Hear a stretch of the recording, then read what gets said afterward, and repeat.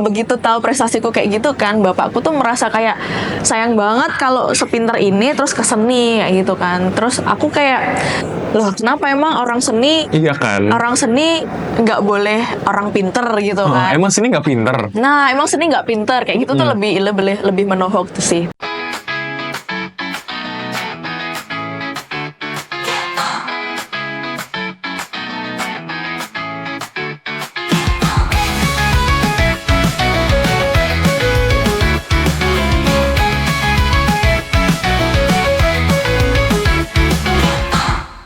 Halo Jagadara, bareng sama aku Al Gifari. Kita ketemu lagi di Kepo, ketemuan terus ke podcast. Dan podcast kali ini spesial banget ya.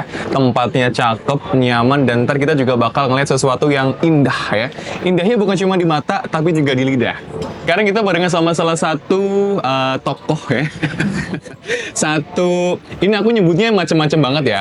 Dosen iya, seniman iya, terus social media KOL dan influencer juga iya. Followersnya udah oke, engagementnya mantap, dan beliau sekarang udah bareng sama saya, ada Mbak Desi Rahma. Welcome Mbak Desi. Halo. Gimana kabar hari ini, aman? Aman, baik. Gimana Mbak, lagi kesibukan apa hari-hari ini? Kesibukannya biasa ya, ngedosen. Kemarin habis selesai input nilai. Oh iya, udah akhir ujian ya? Iya, mungkin lagi nyelesain beberapa buku pelajaran sama art directing buat editor visual buat buku. Nice. Gitu. Banyak sekali bukan, Jagadara. Kalau misal kamu di sini penasaran, kita nanti bakal ngobrol apa aja, spill dikit ya. Nanti aku bareng sama Mbak Desi juga, kita bakal ngobrol satu tentang tempat ini yang ternyata tempat ini juga ngebikin Mbak Desi bisa mengkurasi beberapa karya seni. Nanti kita bakal lihat juga, kita cek di pojok tempat ini sendiri. Kita lagi ada di Manara Bistro, salah satu bistro yang bisa kamu kunjungin di kota Solo, karena tempatnya sendiri tuh sangat comfortable, sangat chill ya Mbak Desi ya. Mbak Desi juga udah dari sebelum ada pameran ini udah kesini ya. Udah kayak rumah sendiri. Udah kayak rumah sendiri. Dan kamu nanti bakal lihat juga sudut-sudut yang ada di tempat ini juga, Jagadara. Buat kamu yang penasaran, sebenarnya Manara tuh udah buka dari jam 7 pagi. Jadi jam 7 pagi menu spesial ada seasonal atau bulanan sesuai dengan provinsi. Jadi bukan cuma di sini aja, ada beberapa tempat ya. Terus selain sebagai resto, tempat ini juga bisa kamu datengin sebagai art space, sebagai shop juga. Jadi untuk kamu yang punya acara, punya event, butuh collab bisa banget juga datang ke Manara Bistro ini. Nah, kita udah nungguin dari tadi makanan ya, udah datang juga ternyata. Yes. Terima kasih Kak. Udah datang nih Jagadara. Ntar kita bakal cicip-cicip langsung ya. Tapi kita mau ngobrol dulu sama Mbak Desi. Mbak Desi, di sini mungkin kita langsung spill aja kali ya. Lagi ada event yang judulnya More Than Full. Yes. Itu event apa sih sebetulnya? Itu event pameran seni yang pertama kali dibikin oleh Manara Bistro, sekaligus juga untuk mengawali terbukanya art space di Manara. Kayak gitu. Jadi itu perpanjangan tangan dari estetika yang udah ada di makanan, tapi ini di karya seni kayak gitu. Jadi sebelumnya memang Manara Bistro tuh saya di-propose dan kita kenalan sama beberapa ownernya di sini. Mereka memang resto yang pecinta seni ya. Oke. Jadi udah ada lukisan-lukisan di area restonya. Nah mereka tuh pengen lagi kayak ada ruangan yang cukup bisa digunakan untuk membuat galeri aktif gitu, galeri atau mungkin belum ke galeri ya, tapi art space. Jadi bisa kita gunakan untuk berbagai kegiatan, nggak cuma pameran aja, mungkin kedepannya, tapi bisa screening film, terus podcast atau acara-acara diskusi seni kayak gitu. Makanya kita manggilnya art space. Art space karena bukan cuma satu media aja ya. Yes. Intermedia jadi salah satu jurusan intermedia, seni intermedia ya, yang jadi jurusan tempat Mbak Desi mengampu. Kayak misalnya di belakang kita tuh udah ada seninya juga nih. Yes. Salah satu karyanya, dan tersebar di berbagai sudut di Manara Bistro juga. Dan spesialnya nanti di art space-nya. Ini berarti memang pertama kali ada sebagai apa ya, launching untuk art space-nya sendiri? Pertama kali launching dan juga momentum ya, momentum kita bikin titik pijakan pertama sejarah untuk di Solo ini ada art space yang Gabung sama bistro gitu ya. gabung sama bistro Iya lagi. dan apa namanya, menurutku ini adalah art space yang cukup proper ya untuk Jujur, seniman-seniman jujur. berpameran atau bikin kegiatan apapun. Thank you ya Kak. Iya. Ini dia datang lagi Jakadara Coffee. Ya. Asik. Asik. Oke, tapi bener banget sih aku kayak baru pertama kali ngelihat bistro yang cakep gini. Ada seni-seninya Iya. apa namanya terpampang dan ternyata ada dedicated ruang khusus untuk Iya, seninya betul, ya. dedicated. Jadi kalau misalkan kamu mau ngedate di sini kayak cocok banget ya. Ah, cocok banget. Justru malah ngedate di sini tuh kayak kita bisa ngetes pasangan ya, Ya kan? seberapa dia memiliki kecerdasan intelektual, asik. Tuh. Untuk memahami karya seni, untuk paham aja, untuk appreciate. Itu adalah menurutku cara kita bisa mengecek, oh ini kayaknya pasangan oke deh, yang ngomongnya bisa macam-macam, bisa ke banyak hal. Iya, Jadi benar, sebuah benar. hubungan itu bisa quality gitu ya. Kayaknya bakal aku coba sih. Boleh, Langsung harus, aja wajib. kita apa namanya? Wajib. Experience kita sendiri ya. Kamu ngajakin ke sini, terus ajakin ngobrol tentang seni-seni atau apapun itu ya. Iya. Soalnya ntar ketahuan juga, bener sih, setuju sih. Apa ya? Karena kan kalau misalkan orang udah kita ajak ke sini kan kita berarti emang demen untuk ngobrol seni dan Yes. kawan-kawannya. Kalau Yes. pasangan yang kita ajak ke sini ternyata dia nggak nyambung ya, kelihatan juga di sini Iya. Jakadara ya. Karena ngebahas satu karya seni aja kita bisa ngebahas kehidupan yang lain kan, Iya. kayak oh aku tuh suka banget karya ini karena aku lahir dari orang tua yang bla bla bla gitu Yes, juga bisa. bukan cuma satu dimensi ya, Bukan banyak satu dimensi. yang bisa kita gali dari satu karya seni aja. Karena kalau percakapan Thank you.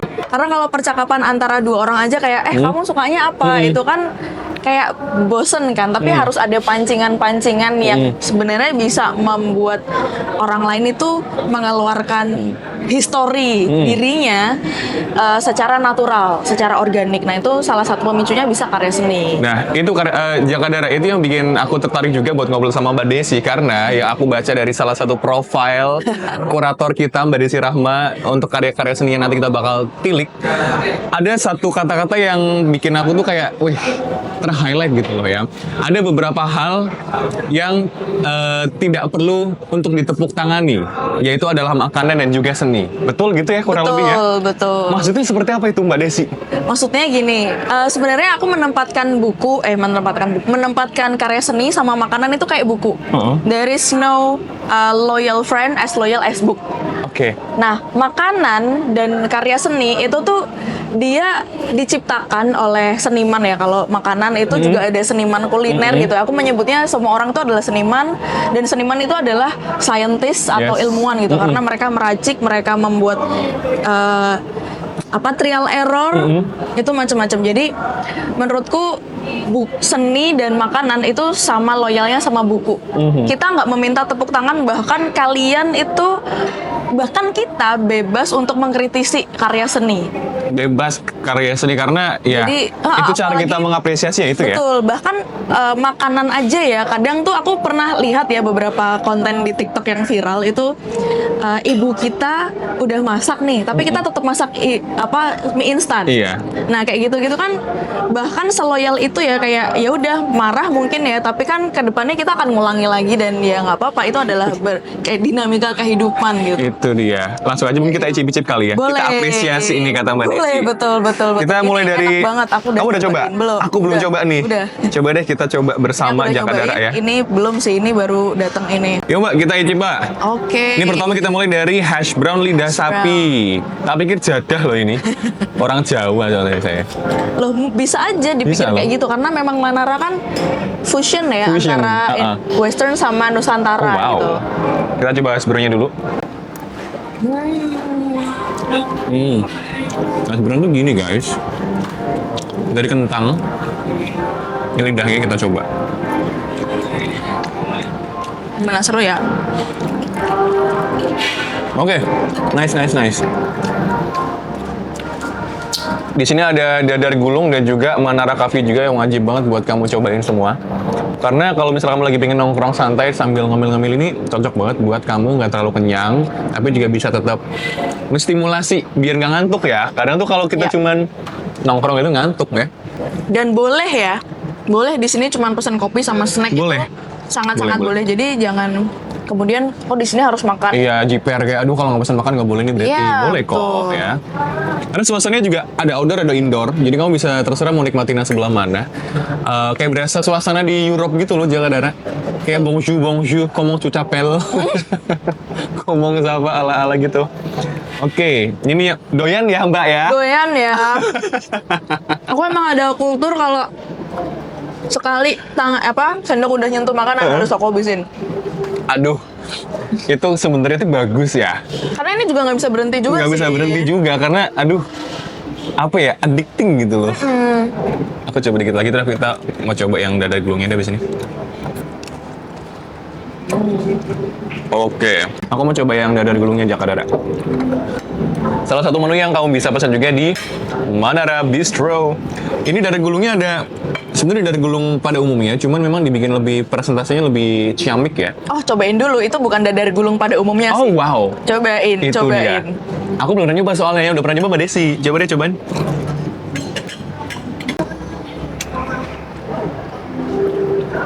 Apa yang beda ya? Apa? Apa yang bikin beda ya? Apa coba? Kelapanya ya. Tuh. Kelapanya biasanya kan kelapa sama gula jawa biasa kan ya? Sama mungkin ada ini ya, apa? Pastanya yang ada di sini gitu. Oh iya bener. Enak lagi dicampur sama ini nih. Yang apa sih? Kayak brem dingin gitu. Mungkin ya. Ini menarik banget karena Mbak Desi nyebut bahwa orang yang bikin makanan ini kita sebut sebagai seniman ya. Seniman makanan. Seniman dan nanti kita lihat di dalam juga yang karya seninya itu memang definisi karya seni yang orang-orang umumnya kenal. Tapi kalau misalkan di sini orang tuh kayak bingung gitu loh. Sebetulnya seni itu sendiri dinikmatinya itu harusnya kayak gimana sih?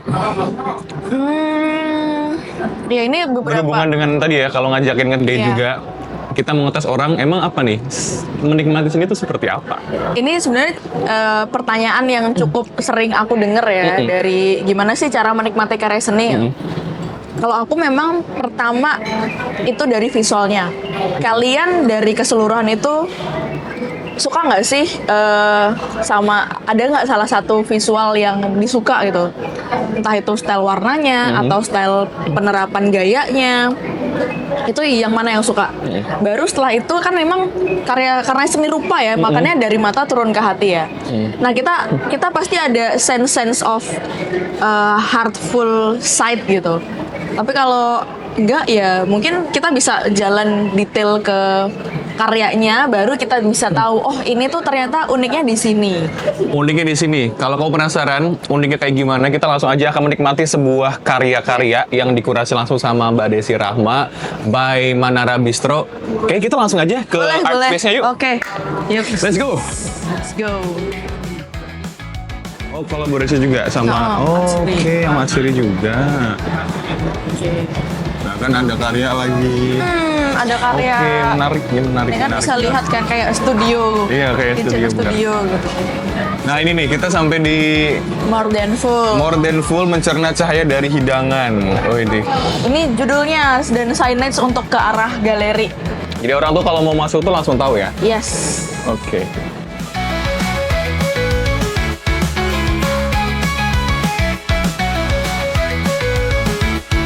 Oke, Ceka Dera, sekarang kita udah ada di Art Space yang ada di Manara Bistro dan kita masih barengan juga sama Mbak Desi Rahma, dosen jurusan seni intermedia di ISI Surakarta, penulis juga, ilustrator, content creator, banyak banget yang bisa kita gali ya. Tapi memang salah satu kiprah beliau ini adalah mengkurasi karya-karya yang nanti kita bisa lihat bareng-bareng di Art Space Manara Bistro ini. Oke, Mbak Desi, kita nyambung ke obrolan sebelumnya ya. Iya. Menikmati seni. Ini kan kalau aku ngeliat di sini pameran More Than Full itu Yes. kan menghadirkan karya seni yang ada memperlihatkan unsur kuliner, unsur makanan. Nah, tadi kita kan menikmati makanan kita dengan lidah. Kalau karya seni dengan apa tadi ada style yang kita suka seperti apa, boleh dilanjutkan lagi? Warna. Bisa kita nikmati seperti apa nih karya-karya yang ada di More Than Full ini? Oke. Sebenarnya karya-karya di More Than Full ini adalah more than full sendiri itu adalah strategi saya ya sebagai kurator yang ditunjuk untuk menjadi kurator untuk bisa menjahit keberagaman artistik di seniman-seniman Surakarta dan sekitarnya. Nah, ini ada karyanya Mas Radityo Ito. Di sini tiba-tiba ada pop art style gitu kan, karyanya David Krebonson. Nah, itu adalah sebenarnya ketika saya membaca seniman-seniman siapa aja yang akan dipamerkan, kemudian kayaknya ini bisa kita satuin sama konsepnya Manara sendiri, apalagi bistro gitu ya. Galeri di bistro itu pendekatan yang cukup berani, di mana saat makan terus tiba-tiba ada galeri dan karya seninya tuh bukan kemudian menjadi dekorasi di resto ya, tapi ini ditempatkan sendiri, diberi ruang khusus yang bisa dikemas secara artistik, konseptual dan tematik kayak gitu. Oke, kemudian kita sampai di aku mempropose konsepnya adalah more than full, mencerna cahaya dari hidangan. Nah, sebenarnya aku pengen mengajak seniman-seniman ini untuk apa sih yang kita ingat dari makanan. Sementara kan harusnya karena makanan itu udah menjadi hal yang biasa ya di kehidupan kita, sehingga kebanyakan kita nggak banyak merespon makanan sebagai hal yang penuh esensi gitu, karena udah harian aja makan gitu. Tapi setelah kita refleksi kembali, beberapa dari kita tuh pasti iya ya, aku sih yang memaksa senimannya bahwa Gimana tuh? makan itu selalu makanan itu selalu ada di segala hal yang manusiawi, segala aspek kehidupan yang manusiawi. Nangis makan, iya lagi sedih makan, makanannya jadi nggak enak. Tapi sometimes sedih makan, makanannya enak, dia jadi seneng. Kayak gitu. Jadi apa sih yang seniman-seniman ini bisa tangkap dari makanan, dari cara kita makan, dari mungkin nuansa makanan atau nuansa meja makan yang di Alodia ini kan nuansa meja makannya kayak gitu. Terus ada yang Arzena itu, dia tuh the miles eye of my mouth. Itu tuh kayak aku harus makan enak setelah aku bekerja, setelah aku kayak menapaki tangga-tangga sosial atau menyusuri jalanan Solo kayak gitu, atau menyusuri jalanan Solo untuk kerja satu project ke project lainnya. I deserve to eat good food kayak gitu kan. Nah, ketika good food itu beneran good food sebagai yang as we deserve, itu kita jadi uplifting kehidupan menjadi lebih baik gitu. Tapi kalau misalnya udah kerja terus makanannya biasa aja, ya udah kita besoknya ya akan biasa aja. Tapi at least meskipun makanan itu tidak memberikan sensasi pengalaman ya, at least kita dapat menyerap energinya, energi dan nutrisi. Kayak as we say, mungkin pekerja-pekerja yang nggak butuh makanan itu harus estetik ya. Yang penting mereka apa? Kenyang. Yang penting kayak makanan itu puzzling yang bisa masuk di kehidupan kita untuk menopang kehidupan kita hari ini dan besok. Minimal itu gitu. Oh wow, that's really interesting because I've never seen that food that deep ya, dari POV dan kacamatanya bahkan macem-macem banget. Betul. Ya. Mungkin beberapa orang tuh kalau makan ya udah makan, kenyang, enak, that's it. Kenyang, enak, kalau bagus foto-foto gitu kan. Ya. Ternyata bisa dari sisi lain yang tadi dijelaskan Mbak Desi ya. Kalau kamu ke Manara Bistro, kamu bisa ngelihat semua dimensi itu, semua kacamata itu dari karya-karya more than full ya yang dikurasi sama Mbak Desi langsung ini. Ini untuk masuk bisa di display di sini, apa sih yang Mbak Desi pilih? Karya seni macam apa nih? Apakah memang yang pokoknya asal makanan aja deh?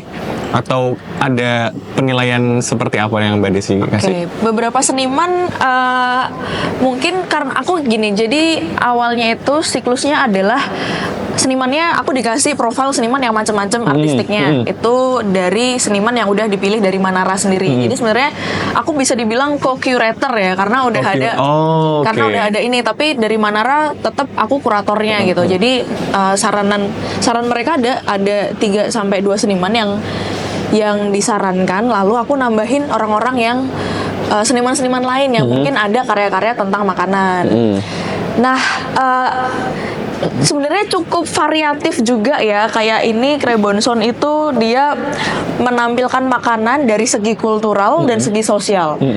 Kalau ini kan segi kultural banget ya, sesajen gitu, yang dimana pasti meskipun itu nggak sesajen, itu adalah cara kita menata makanan, tapi kita nggak bisa lepas dari image kultural bahwa Ada buah-buahan insense-nya. yang dipasang seperti ini adalah buah-buahan yang untuk persembahan untuk kegiatan-kegiatan tradisi kayak seremonial ritual kayak gitu. Tapi yang sebelah sini ini kemudian kontras, tapi kita tetap bisa melihat bahwa ini adalah gerobak bakso gitu. Benar. Meskipun Objeknya terlihat gitu loh. Iya. Dan itu sangat sosial, sangat Indonesia gitu ya.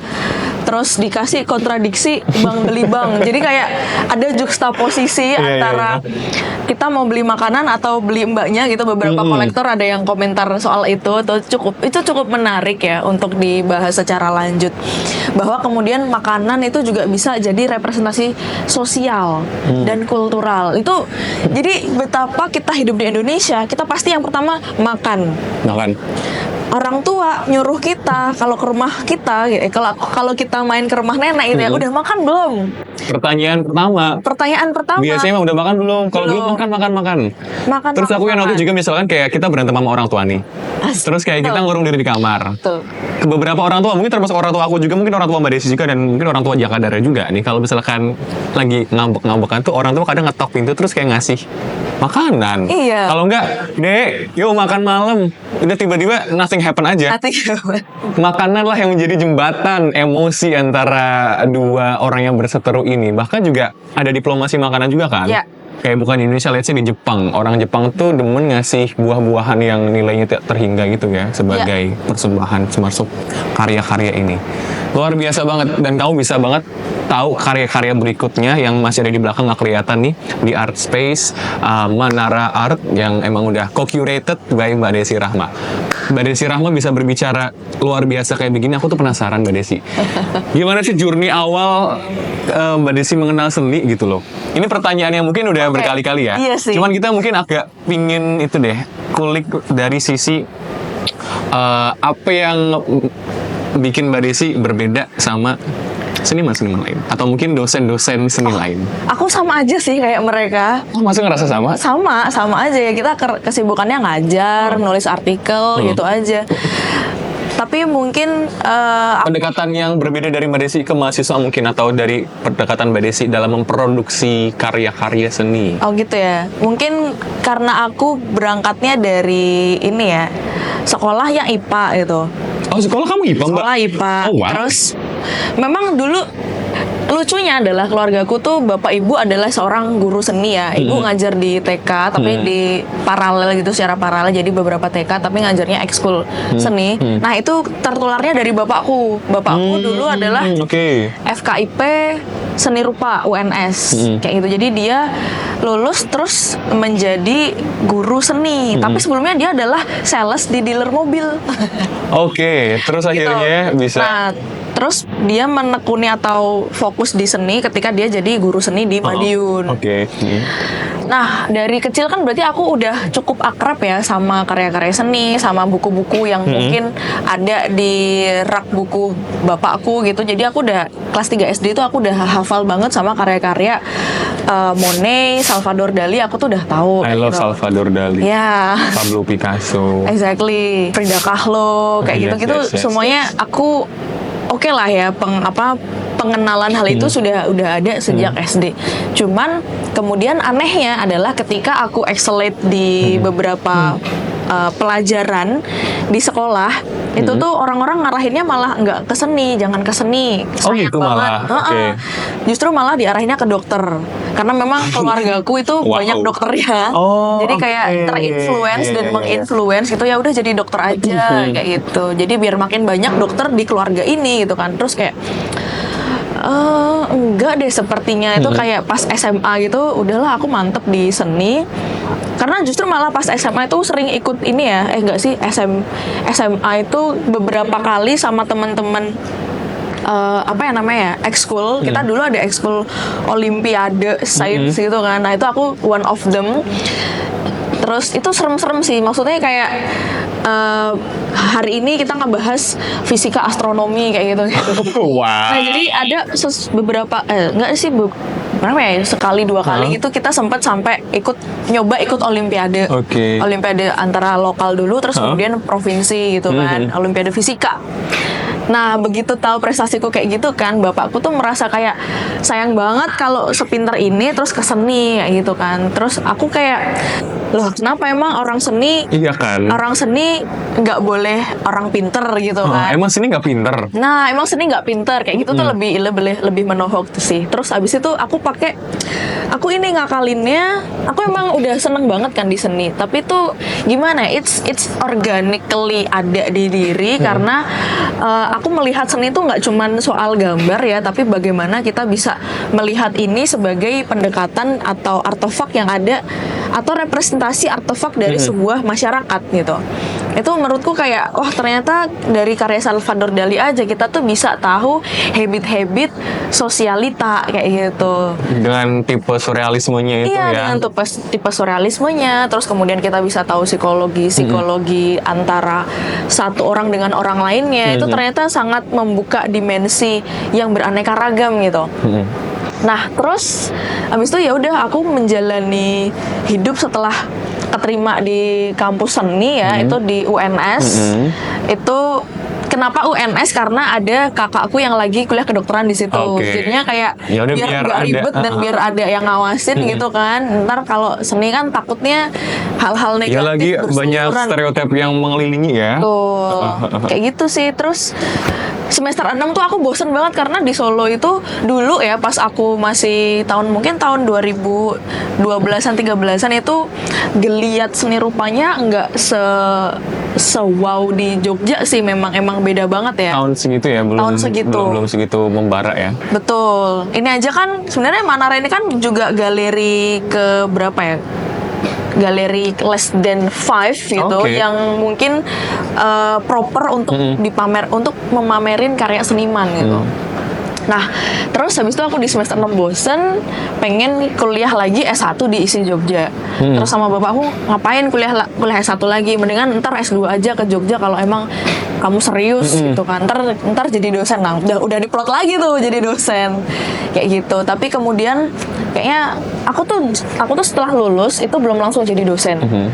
Aku ngajar dulu sama berkesenian dulu sebagai seniman, penulis, macam-macam.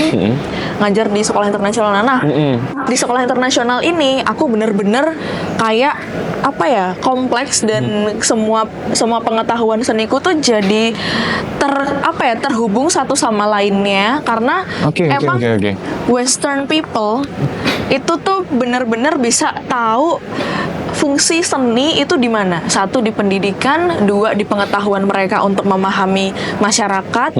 Itu tuh jadi kompleks gitu. I saw your post on Instagram about that. Ketika kamu cerita kamu ngajar di sekolah internasional berkurikulum Cambridge itu ya. Iya.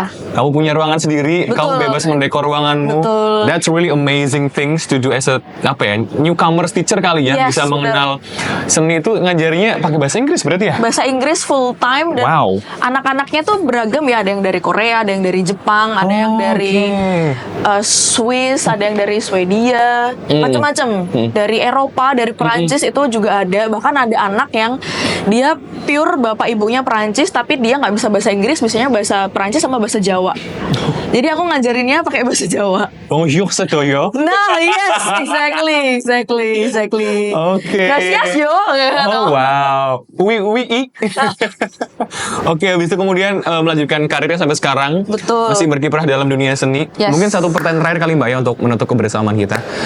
Dengan pameran ini nih, tadi kan Mbak Desi bilang bahwa di Solo itu belum semenggeliat di kota-kota lain yang memang seninya tuh udah menjadi salah satu faktor yang well known ya. Misal kalau kepikiran kota, let's say tadi Jogja, oh seni gitu kan. Kalau Solo mungkin kepikirannya masih ada hal-hal lain nih. Yeah. Dengan ada pameran seperti ini, menurut Mbak apa sih yang bakal berpengaruh terhadap seniman-seniman Solo dan mungkin bisa ngajakin gitu ya buat event-event collaboration, ada karya-karya exhibition lagi ke depannya kayak gimana kalau dari Mbak Desi? Iya, kedepannya kita udah nyusun sih dalam rangkaian setahun ini akan ada beberapa pameran yang mungkin karena kemarin melihat ini antusiasmenya cukup oke ya, dan hampir pokoknya semuanya itu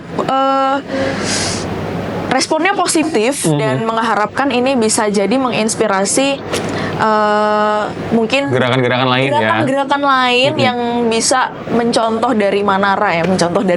Kayak ini kayak pilot project lah gitu Mungkin lah. ya, mungkin kita nggak ngerti, mungkin kedepannya juga mungkin akan ada pro kontra, tapi we are accepting it. Kalau misalnya akan ada banyak diskusi, berarti tentang art space dan juga geliat seni rupa di Solo.